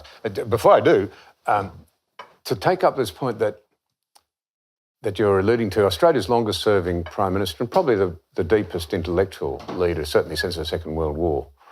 Not the only one, but a very deep thinker. He was not a religious man, but he had a religious tradition in his education, I suppose you'd say. And he said that democracy is not so much a machine as a spirit in which, despite our different abilities and our different positions in society, we all have a responsibility to acknowledge that all souls are equal in the eyes of heaven. That's where that idea comes from. So a higher authority is saying, you and I might disagree, but I can't lord it over you because somebody else says you're just as right, even if I have the ability to. Yeah, that's right. And what we're now reduced to, I think it's really important to understand this. You hear this bleeding that, oh, yes, we've got to recognise that everybody's important, that everybody has dignity and worth. Well, on what basis, which is your question, if you'd strip out this, out the idea of the Godhead, of a higher authority. On what basis? Because you run into trouble straight away. The most common reason now given would be to say, well, human beings have either high intelligence or they have a sense of morality or both. Both arguments are used, usually together. Therefore, they're unique, therefore they're special. But the problem, you've just alluded to the problem. Some are brighter, some are less bright. Some are stupid, some are wise. Some behave well, some don't. So immediately you're in trouble because you can't say they all matter equally. You've lost a model. So the Wilberforce one is exemplary. In the context of Black Lives Matter, I've thought about this a lot because I abhor racism. I think it's the most appalling doctrine because I'm deeply imbued with a Christian view that whether I like somebody else or not is irrelevant. Somebody else says they matter as much as me. The constituent who attacked me on the back streets of and it happened a few times, sometimes on racial grounds, where I was attacked for my race. And I had to stop and say, don't respond in kind. This person matters just as much as I do. I might be the Deputy Prime Minister of the country, but our higher authority's just as worried about him and places just as much value on him and his life as he does on mine. And that's genuinely where I happen to come from. But now, okay, so every empire we know of has kept slaves, and there are 45 million estimated slaves today, so it hasn't gone away. But only one empire, having kept slaves, then moved from within to abolish it. And it's the very empire we seem to want to hate most now of all. It's the British Empire. And so you had this evil slave trade known as the Triangle. Ships would go out to the west coast of Africa. They would buy slaves who'd been rounded up by Africans themselves. They'd gone into the inland, slaughtered the weak and the infirm. Pretty brutal stuff. And the infants and what have you, marched the able-bodied ones that could be sold for a few trinkets back to the coast. They're sold to people in this reprehensible trade, taken to the East Indies. The way they were packed into the ships, it was just absolutely inhumane. Mind-bogglingly inhumane. And, there were times when they were thrown overboard so that they could, just alive, to drown, so that ship owners could, and same slave traders wanted to pick up on the insurance. And what a way to... the depravity that we're capable of slipping into. And then they'd sail home with cargo or whatever from the... Right. Well, and we Sure. need to point out that that's par for the course, right? That's just straight historical reality. That was also the case with the Roman Empire and with the Greeks, and you can trace slavery back as far as you want. Every empire. Right. So That's this the is point. this is the classic human condition, and Yeah. that's the condition in some sense of might makes right. So what happens in Britain? After the Protestant Reformation, it had predated that. To be fair, Rome was pretty good on calling it out too. They just never had it, although they often had power. They didn't seem to have much power in that area, particularly in terms of what some of the European countries did in South America. But in Britain, you had the rise of a deeply uneasy conscience about this. You had a slave trader himself called Newton who wrote Amazing Grace, the famous hymn. He was engaged in the slave trade at one stage. He was himself enslaved by a black African queen and made to be a slave to her slaves. This is not a one-way street. And Newton is influential in the life of William Wilberforce. And William Wilberforce, who's unbelievably privileged, he inherits a fortune, 400 or 500 million in today's money. He's seen as, a young gadfly, really. He goes to Oxford, does no work, just entertains everybody because he can sing and he's got money, so he's always got a pie in his office for the others to enjoy, and they booze their way of lives. It was all pretty rough stuff. He goes to London and with Pitt the Younger is elected to Parliament at a very early age. They become friends. He's seen as a future Prime Minister. He goes off on a tour of Europe with the most brilliant mathematician of the age, a man called Isaac Milner. And as they're going along, and he's tiny and Milner's huge and the buggy's right over on an angle, they're deep in philosophical conversation. And Wilberforce decides that he actually thinks Christianity is true. So he goes back to England and says, I've got to leave the Parliament. That's a dirty place to be involved. It's not for good people like me now. But before I do, I'll go and talk to Newton, because he'd known Newton when he was younger. And Newton, the ex-slave trader, says, no, stay in the Parliament. Fight slavery. Commit your life to getting rid of this evil. Well, he did. And he teamed up with some remarkable women in the day, remarkable women. Hannah More, one of the most gifted drama people of her time, communicator, educator. The Thorntons, who were the wealthiest family in Europe, banking family, in the world, in other words. They resourced it. And terribly inconvenient, but you had a bunch of white, privileged Christians led by William Wilberforce. They abolished slavery. The trade first, and then slavery itself. Horrendously, they forked out so much money that it impacted the debt of Britain for a long time when they when they actually banned slavery, because they compensated the slave owners, including the Church of England, I'm ashamed to say. But that was how bad that trade was. They didn't actually compensate the slaves themselves who'd been set free by the owners. Now, more than that. Well, so why do you? Well, here's a question, and it's worth delving into. So, obviously, Wilberforce was arguing from, at least to begin with, something approximating a minority position. Yeah, very much so.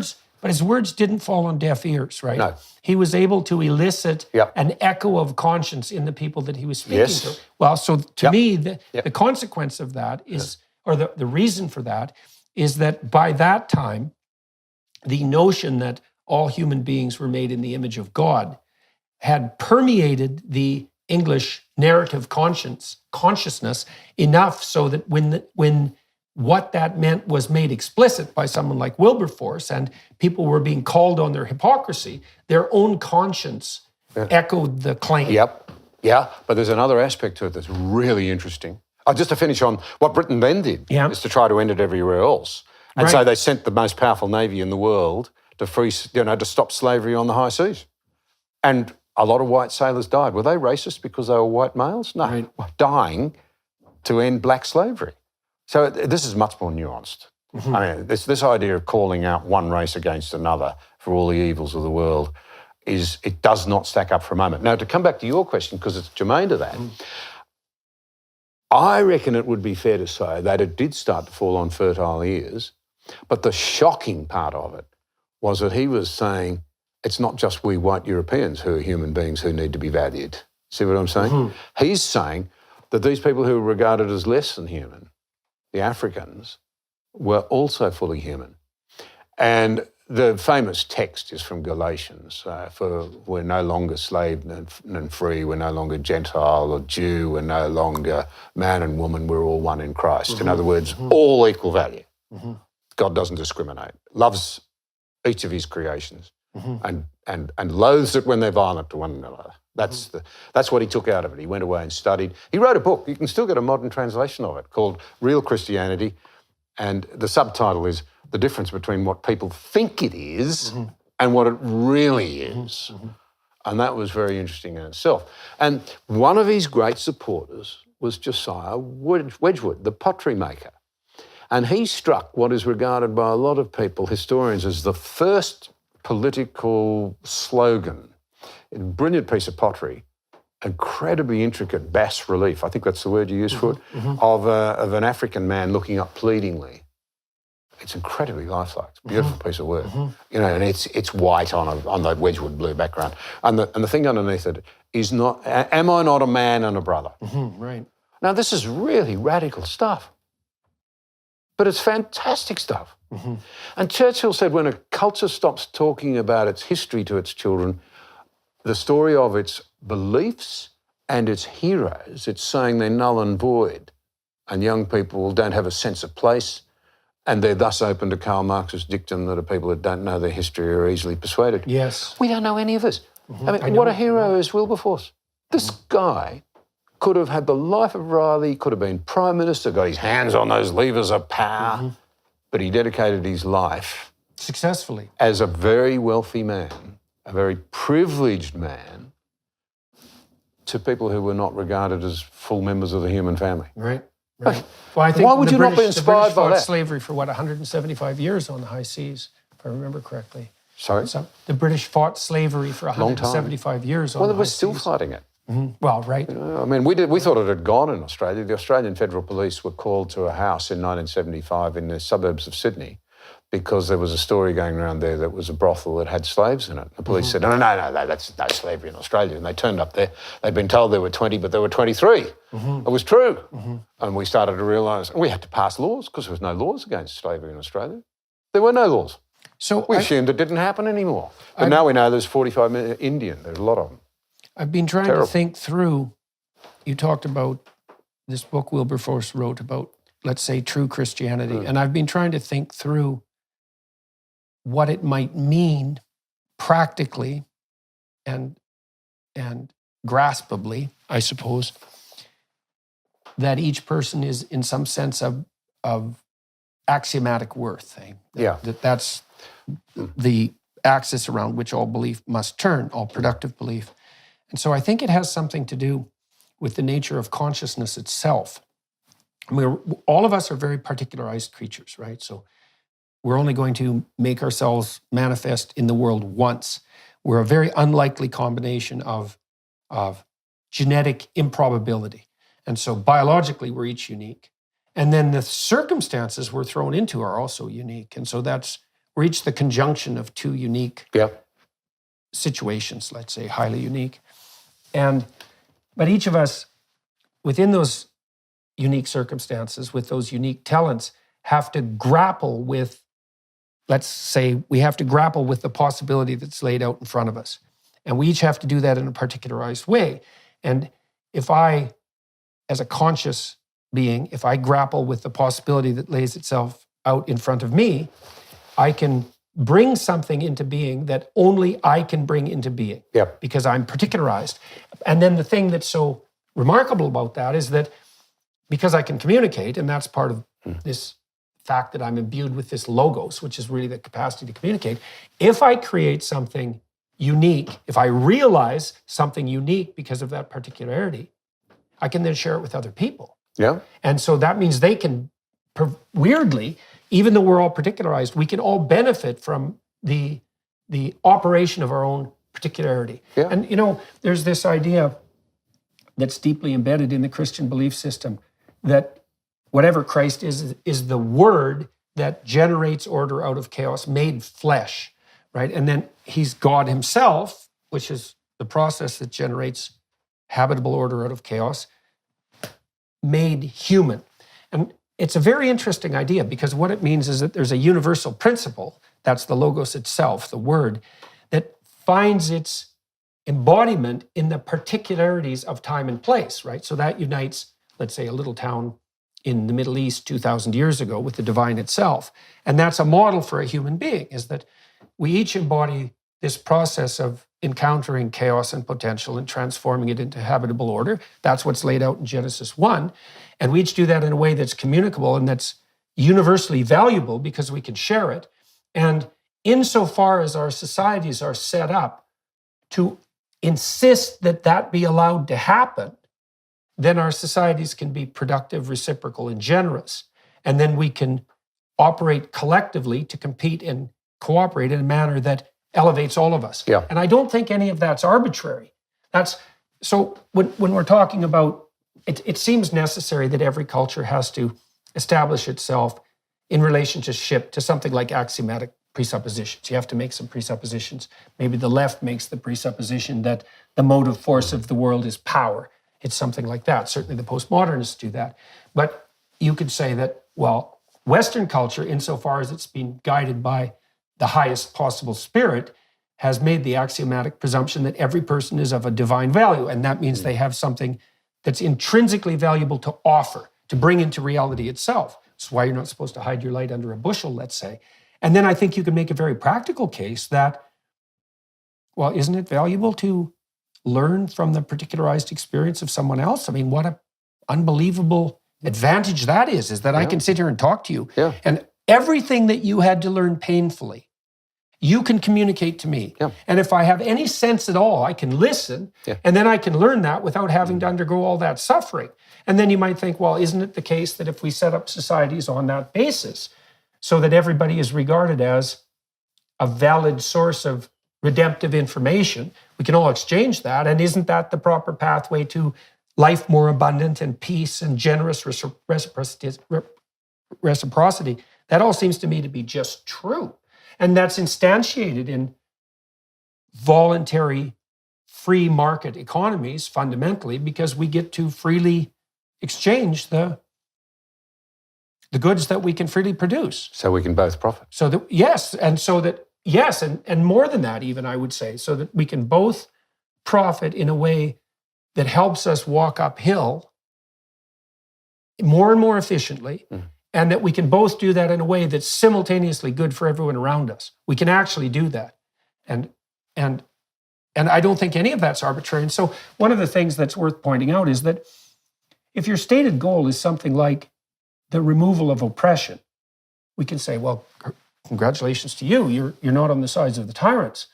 But if the consequence of your critique of Western civilization is that you throw the baby, the divine baby, we might say, out with the bathwater, and you don't recognize that this insistence on the intrinsic worth of each individual is actually a precondition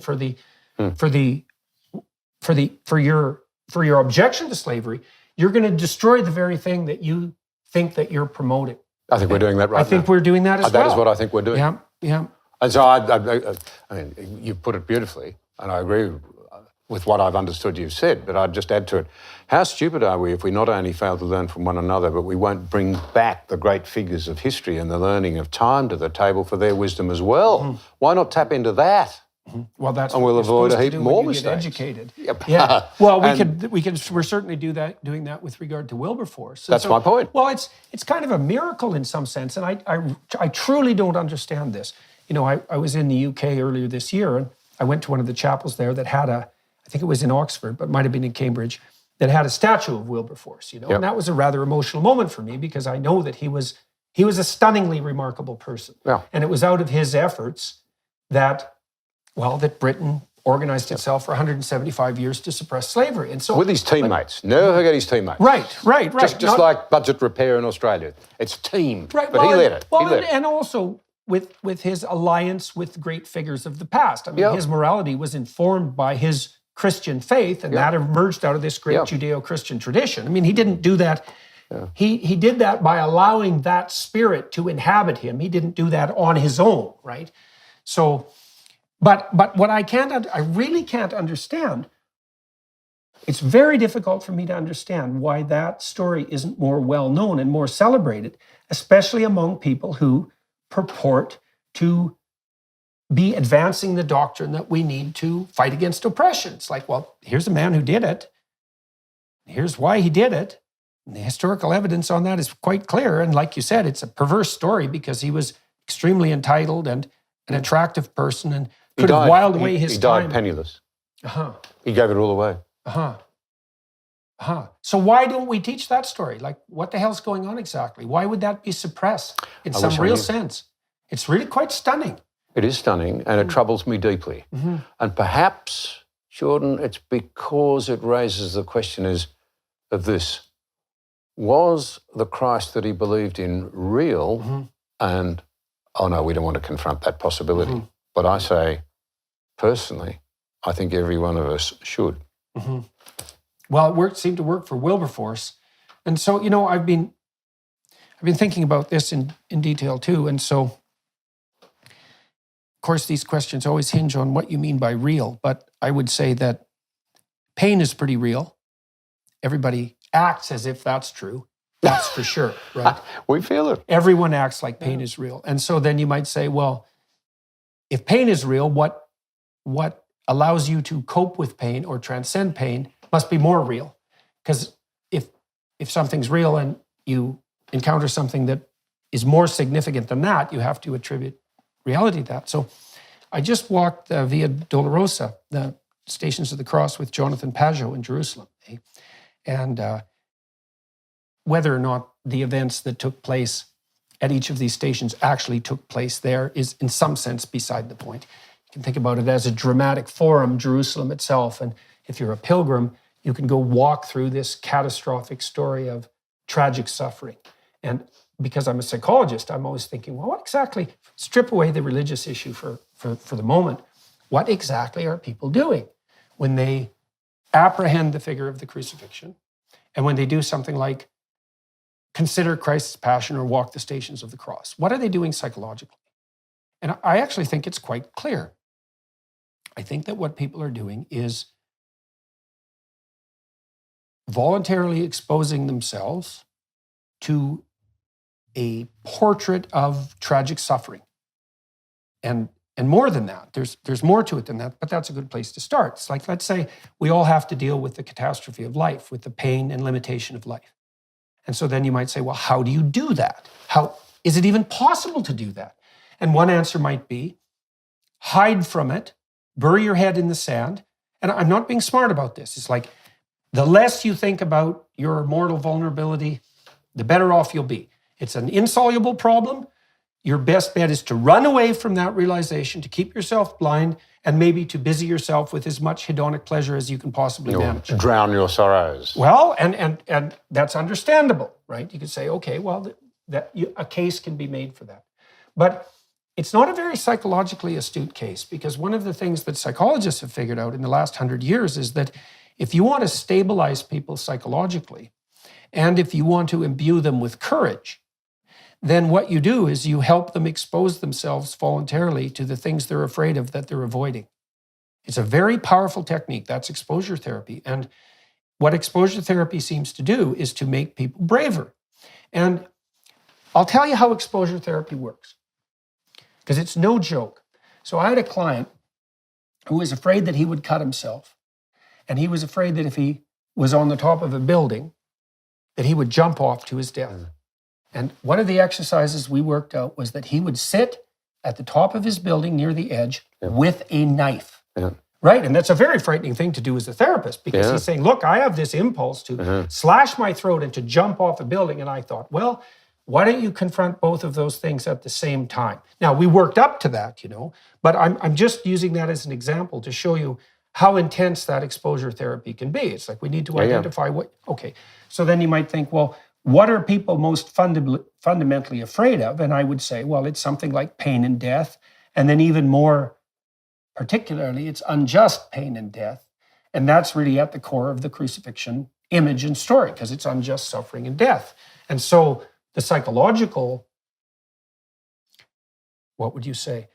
Why have people been compelled to gaze upon this image of unjust suffering. And the answer is something like, the best way to adapt to life is to gaze on the image of unjust suffering, to do that fully. And I think that's true. It's been a big, yeah. And there's this strange idea too, and this is a very strange idea, that the spirit that guides the Israelites out of the desert, say in the Exodus story, so the spirit that stands against tyranny and that stands against slavery, is the same spirit that confronts tragic mortality voluntarily. Right? There's an equation. That's the equation of the New Testament and the Old Testament. And I also think that's likely true, that the pattern that calls to us from within to object to tyranny and slavery is the same pattern that enables us to have the courage to look upon our own mortality, like forthrightly. And I would say that has to be that way to some degree, because imagine you want to stand up to a tyrant.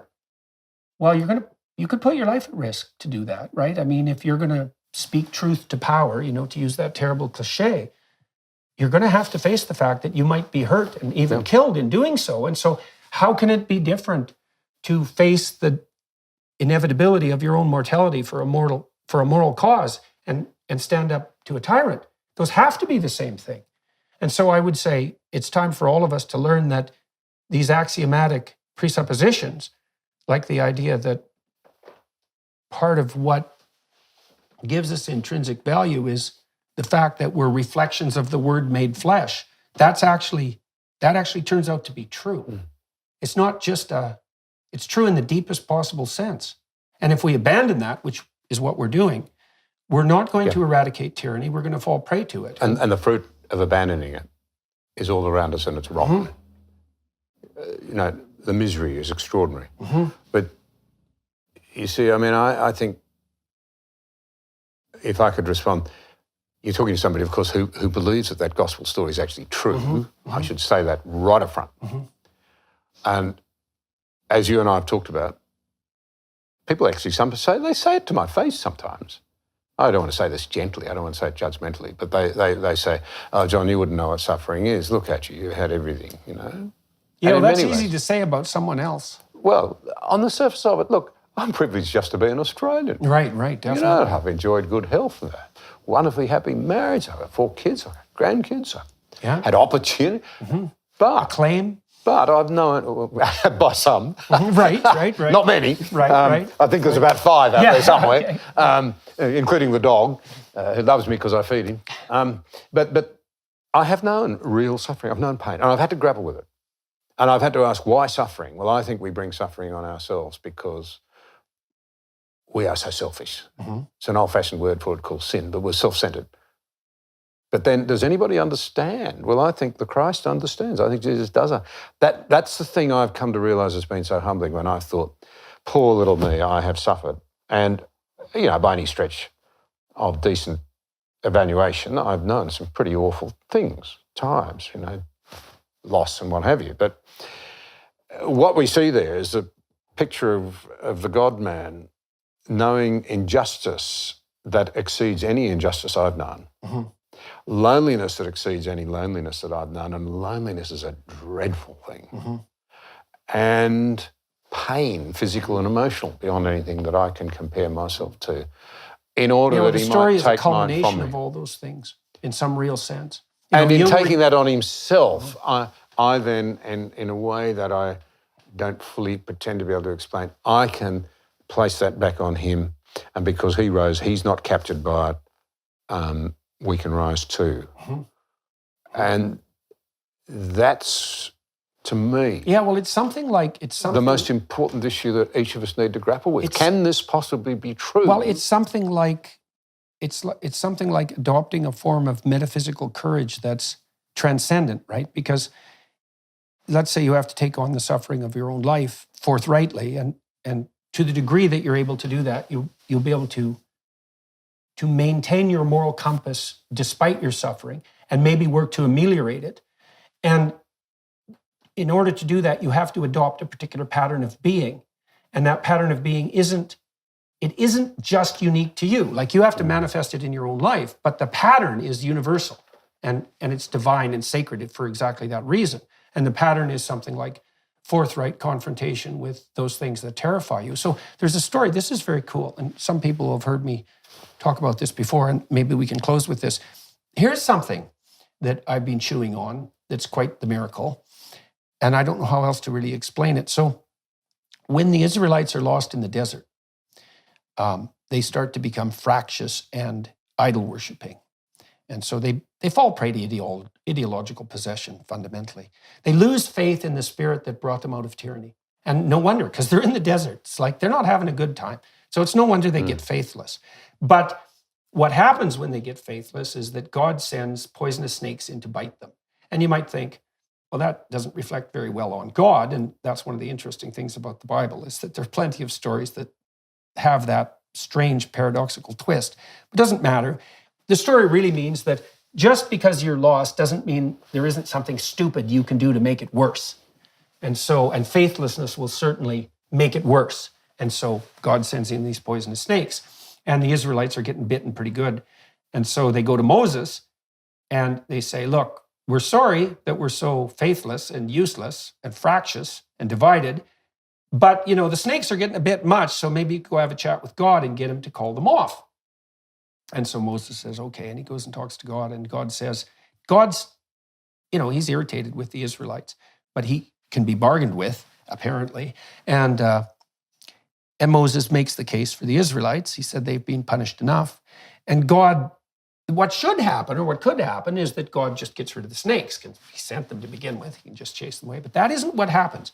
And this is very strange. And I defy anyone to come up with a simple explanation for this, because it's really something uncanny. So what God tells Moses to do is to make a bronze stake, a staff, which is like the staff of Moses, and it's like the tree of life. That's another way of thinking about it, or the tree of the knowledge of good and evil. To make a staff out of bronze, and then to cast a serpent in bronze, and to put the serpent on the staff, and then to have the Israelites come and look at the serpent. And if they look at the serpent, then the poison will no longer destroy them. So he doesn't get rid of the poison. He doesn't get rid of the snakes. What he does instead is he gets the Israelites to gaze upon that which poisons them. And the consequence of that is that they'll be strengthened. And that's this. Now, the cool twist on this is that that's what Christ says about himself. Like thousands of years later, he says, unless his image is lifted up the same way the serpent's image was lifted up in the desert, that there's no possibility of redemption. Now, that's a very weird juxtaposition of ideas, right? Because you think, well, what the hell's going on in the desert and what's up with the bronze snake? That's a mystery in and of itself, which I think is associated with the necessity of facing that which can bite you, right? To pay attention to it, to adopt a stance of challenge in relationship to it. It's a very deep idea. But then to make the case that that's analogous in some sense to the crucifix, that's an unbelievably sophisticated psychological move. Because you might say, well, what's the sum total of all snakes? And I think you can make a very straightforward and compelling psychological case that there's no confrontation that's more ridden with snakes than the confrontation that's laid out in the story of the Passion. It's a limit story. So it takes all possible snakes into account: betrayal, death at the hands of the mob, innocent suffering, like you name it. It's part of the suffering in that story. So it takes that snake and it makes it into a meta snake, and it says, well, it's one thing to look at just a snake and to get braver as a consequence, but you should instead look at the mother of all snakes and get as brave as that could possibly make you. And then you think, well, if you're going to cope successfully with your life, with all of its particularized catastrophes, do you really think that you're going to be able to manage that without admitting that the problems are there? Who in the world would ever think that? And so then is it not the case that you have to look at what's darkest in order to be able to contend with it? And then you might say, if that's the spirit that redeems you, in what manner is that not a sacred spirit? If it's the universal pathway to redemption in the face of suffering, which seems to be the case on psychological grounds, as far as I can tell, then I don't see how you can claim that that's not real, true, foundational, all of that. I can't see a way out of that strange conundrum. So, well, I think The thing that I would say, I think, is that when you look into that darkness and into that pain, you've got to recognise your own role in it. And the answer is to flee to someone who offers redemption and restoration and the ultimate return to you being the person that you should have been. And each of us is fearfully and wonderfully made and absolutely magnificent, flawed as we are by our own failings. We are, in my view, an extraordinary combination of unique, made in the image of a higher being, destroyed by our own selfishness, but offered the opportunity to return. That is my perspective. And well, I think that partly what happens, if you do look very deeply into the suffering that characterizes your life, is that one of the things that will happen is that you will start to understand the role you play in that suffering. Yeah. Right? And like life seems to have an arbitrary element. And, you know, there's plenty of sick children who don't seem to deserve it morally, let's say. But when you look very hard at your own suffering and you contemplate it, the probability that you're going to see some causal role that you've played is pretty high. And then you have the option then of not doing that anymore. And that's something like confession and redemption. And that's something like also following this divine pattern, right? Is to stop doing those things that are dooming you to unnecessary suffering. And one of the things I've wondered about for a long time is that if you stop doing everything that you could that was off target, even by your own criteria, if you stop doing all of that, how much suffering would be alleviated? Not only for you, right, but for the people around you. And most the answer of to it. that, well, that's, not all of it, but most of it. Well, yeah, and an indefinite amount of it, right? Because it also seems like that's a sort of struggle without end, is that you can get better and better at it. And you can get more productive and you can get more generous and you can get better at staving off suffering and you can get more helpful to other people and to yourself. And we don't know what the upper end of that is. I met a fellow once and he said, he was an old man. He said, when I was a young man, I was knocking on doors, inviting people to come and worship in our church in Edinburgh. He said, I knocked on a door and an old man came out and he said, nah, I'm not interested in God. I was in the trenches, First World War. I don't want to know, but I stopped believing in God. And this young fella said to him, I can understand your hurt. Can I just ask you how you would react if I were to say to you that I think if I'd been in the trenches, I would have stopped believing in man? And he said, the old fella teared up. He said, you better come in, I want to talk. And so we need to be much more honest with ourselves, I think. And I think the thing that I would say is that hope is so important.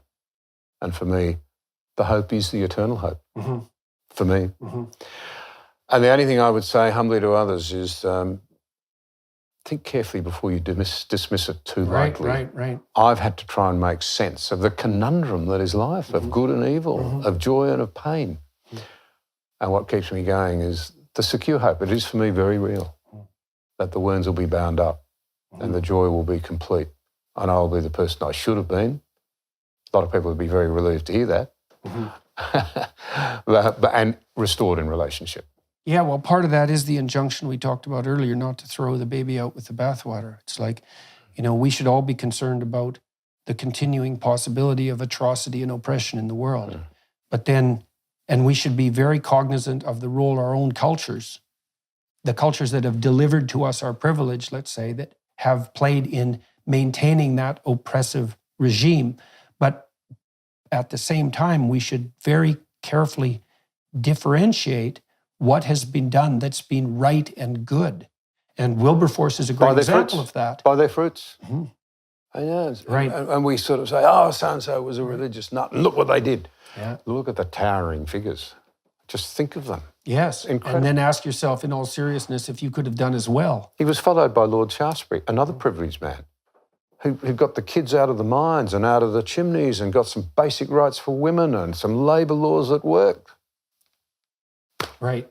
And we could Another hero. We could do as well in our own life. All right, Mr. Anderson. Good I've talk. enjoyed it hugely, as always. You bet. And so thank you all on YouTube and the other platforms that you're listening to or watching through for participating in this conversation, and we hope that it was useful. I'm going to spend some time talking to Mr. Anderson on the Daily Wire Plus platform at a more biographical level, talk to him a little bit about the journey in his life that took him to the places that he's been and helped him draw the conclusions that he's drawn. And that'll take place on the Daily Wire Plus platform. And thank you to them for facilitating this conversation and making it possible technically and practically, and to all of those of you who are listening and watching. Hello, everyone. I would encourage you to continue listening to my conversation with my guest on dailywireplus.com.